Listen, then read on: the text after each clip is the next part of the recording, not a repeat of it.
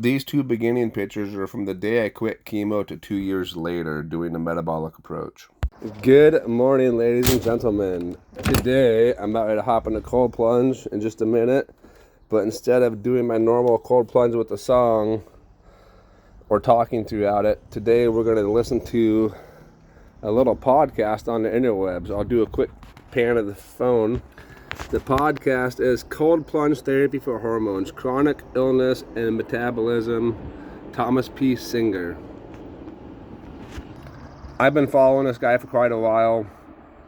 It's a lot of the reasons why I do a lot better with my health, the cold stuff. So I'm just going to press play and hop in the water. Here we go. Here's the laptop. Press and play for music or for the song. Then, by that time, I understood how insulin worked. I understood what ketosis was. I'd already been through with my son, the Atkins diet. I didn't have a full appreciation of seed oils and a lot of other nutritional things. I didn't have a full appreciation of mitochondria, but I knew that I could handle inflammation and I might be able to beat cancer. So I went in and out of keto, doing a little bit of intermittent fasting, doing a lot of keto, and I got into my ice bath every single day. It wasn't because I was trying to recover from my triathlon or get ripped or, hypertrophy or any of the other freaking things that you see on social media. I got into my ice bath every day because I was afraid for my life. And it took me about 4 months before I had the courage to retest my PSA. It dropped from 7 down to 1.8. A couple of months later, I tested it again. I had dropped it to 1.1. In other words, it worked. We know that ice baths are good for inflammation, and we know that ketosis is good for both inflammation, for mitochondria, and improves cancer treatment outcomes. So this was just kind of a crazy hypothesis on my end, an attempt to avoid allopathic medicine. I brought my PSA down, and what happened was my testosterone went up through the roof. There are two things so durable that they'll survive your Fucking commercial. We'll fix it. And the dog ID too. He engineered them with the Sorry about the commercial, ladies and gentlemen. Last a We'll fix lifetime. it. Maybe. Check out the Raised Protective Edge. This durable Where detail right here is why is the the mouse? engraving on your dog ID will last. Was it somewhere around? Oh, fuck. Where'd it go, bitch? Why is this being so stupid? I can't see the mouse. Where's the fucking mouse? Fucking press play. On the mid Sorry about 700s, which difficulties. was very healthy for a fat college I'm not good with professor in technology. his 50s. But by the time I was done with this daily ice bath routine, I was up at 1180 nanograms per deciliter. And that is unheard of for a man, sort of with my demographic profile. So by this time, I took my lab reports to the urologist. I thought, okay, he's probably going to give me a medal or something because I've figured out, how to get my PSA down. He didn't care about any of that. He only cared about my testosterone.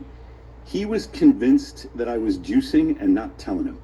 And because there is this medical mythology that says if you increase your testosterone, you will promote prostate cancer. That is the misconception, which is still pervasive throughout men's health. He said, I want to get you one more test. He sent me back to the lab to measure my luteinizing hormone. Now, keep in mind, this was several years ago. It was like 5 years ago. I didn't even know what luteinizing hormone was. Shoot, it was longer than that. Time flies. 6 or 7 years ago. I had to look it up. I got my blood drawn. I got my test report back. My luteinizing hormone was 8.9, which is, again, off the charts. My urologist knew now that I was natural, and he never talked to me again. Like, he wasn't going to change the way he practices men's health just because somebody like me says, hey, ice baths can, reduce prostate inflammation and boost a man's testosterone. That sent me on a journey to understand what is happening in my body and the bodies of other men who are faced with these terrible choices where allopathic medicine comes along and says, well, We took 16 samples out of your prostate. 7 of them popped positive for cancer. We're not really sure, but we think we ought to take your prostate out just in case. And by the way, we're going to put you on testosterone blockers. We're going to effectively castrate you chemically, despite the fact that all the clinical evidence says high testosterone protects against prostate cancer. It is low testosterone that increases prostate risks. So I talked about that on the stage at CryoCon. It's sort of a subset of what I've learned about cold plunge therapy, mitochondria, and metabolism. And it's in this Uncommon Testosterone book that I launched several months ago, so that men can read it for themselves. I think that's a conversation that needs to be had. And I see so much low testosterone these days. It's, I think, a major epidemic with men. Elevated estrogen, low testosterone is a much bigger problem, I think, than the elevated testosterone issue. I feel like that's more of an anomaly. Agreed. How is this helpful for those men? And do you see the same pattern?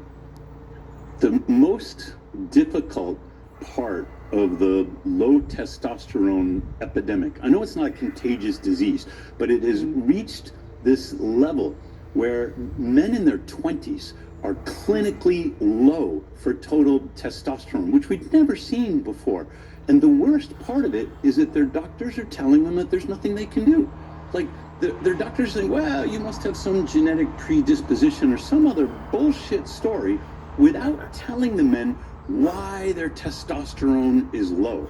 So what happens instead is men get these like bullcrap moralistic explanations. They say, well, your testosterone is low because you play too many video games, or your testosterone is low because you're not working out enough, or your testosterone is low because you're probably using porn, or whatever these things are. They try and make it seem like there's some kind of moral behavioral transgression, and it's not that at all. It is the damage to the mitochondria that has become pervasive. It is the intrusion of seed oils into our diet that disrupt the function of the mitochondrial membranes. It is the poor light hygiene that now almost everyone suffers from. It is the lack of fasting or any kind of ketogenic cycle. Like, it's okay to binge on carbs every once in a while. As long as you bring yourself back with ketosis or with intermittent fasting, you'll be fine. Carbs are a hormetic stressor for your mitochondria. But carbs without a break, like constant, chronic, excessive carbs, of course they will damage your mitochondria. And it is inside the mitochondria where testosterone synthesis, and by the way, all sex hormone synthesis originates. It is on the inner mitochondrial membrane where a cholesterol molecule is cleaved by an enzyme into a sex hormone called pregnenolone. And it's from there that the whole metabolism, including cortisol, of all the sex hormones, like originates and then sort of cascades. If your mitochondria aren't right, or you don't have enough mitochondria, of course you have low T. And so these men report to their doctors, talking to their endocrinologists or whomever, and say, well, it looks like we got to get you on testosterone replacement therapy. And there are some men who need it.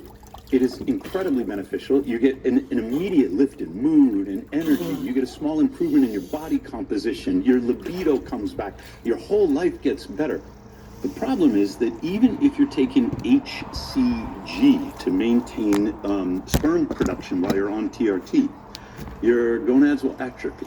And so you take a 25, 29-year-old man and you put him on TRT. He feels better right away. And 5 years later, he can't even make his own testosterone. What the medical establishment does with this lie is create a patient for life.